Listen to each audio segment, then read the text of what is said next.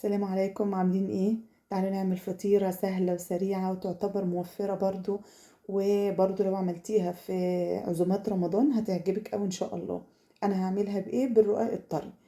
الحشوة بتاعتها هتكون ايه بقى؟ هتكون كبد وقوانص. بس لو عندك كبدة وقناصة من بتاع البط كده اركنيها على جنب لحد ما تبقي ايه تقرري تعملي الفطيرة دي، علشان هتوديلك طعمها في حتة تانية خالص وهتخلي طعمها جميل. ده نص كيلو كبد وقوانص بتاع الفراخ العادي، وعليه كبدة وقنصاية من بتاع البطة.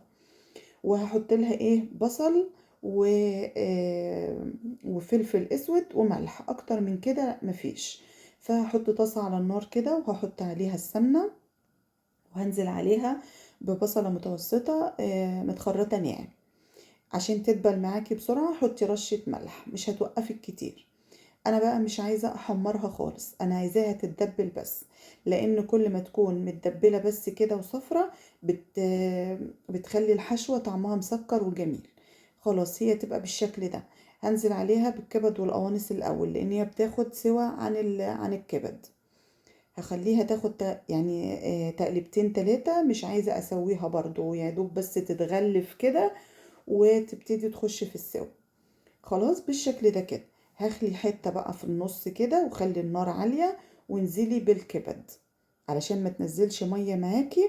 ما تقلبيهاش، انزلي بيها بس كده في النص ووزعيها بسيط وسيبيها على نار عالية برضو. اول ما تحسي انها ابتدت تبيض من تحت كده وتحمر، روحي مقلبة بقى كله في قلب بعضه برضو على نار عالية. ال- الحاجة بقى اللي انا احطها عليها التوابل، قلت لكم ملح وفلفل اسود بس. لا تحطي بابريكا ولا توم باودر ولا بصل باودر ولا الحاجات دي خالص. ولا تحطي طماطم ولا تحطي فلفل اخضر تقولي هحط قرن فلفل كده حراق ولا حاجة، لا ما تحطيش. بصل او ملح وفلفل اسود. بعد ما تستوي معاكي كده على نار عالية، هاتي بقى التشريبة اللي هتعملي بيها الرقاق. ديت شوربة من بتاعة اللحمة، علشان ما يبقاش دسم معاكي ويصد كده ويبقى مش حلو. حطي معلقة سمنة واحدة بس. والشوربة بتاعتك تكون مش بتغلي ومش دافية، يعني حاجة كده فوق الدافية شوية، سخنة يعني. هتحطي عليها معلقة السمنة تدوب، وبعدين تاخدي تجيبي صينية تدهنيها من تحت سمنة، وتاخدي بقى ايه ترصي الرقاق بتاعك وتاخدي من التشريبة دي وتدهني. المفروض انا كنت عملت في صينية اكبر من كده شوية. بس انا يعني يلا قلت يلا نمشي الحال.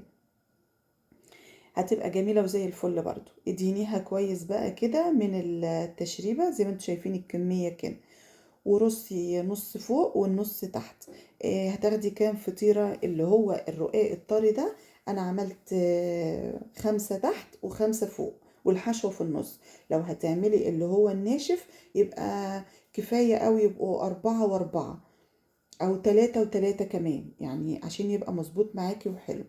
بعد ما خلصت كده وحطيت الحشو وحطيت النص اللي فوق، تجيبي حتة قشطة كده من البلدي بتاع وش اللبن وتدهنيها كده عشان يبقى مفحفح وريحته جميلة وطعمه جميل. دخلته الفرن على درجة حرارة 200، قعد تقريبا يجي نص ساعة. بعد كده طلع بالشكل ده، الحروف مقرمشة وهو طري من جوه زي ما شفتوه في أول الفيديو. هيعجبكم، أو لو عايزاه يبقى طري ابقي غطيه شوية وبألف هنا.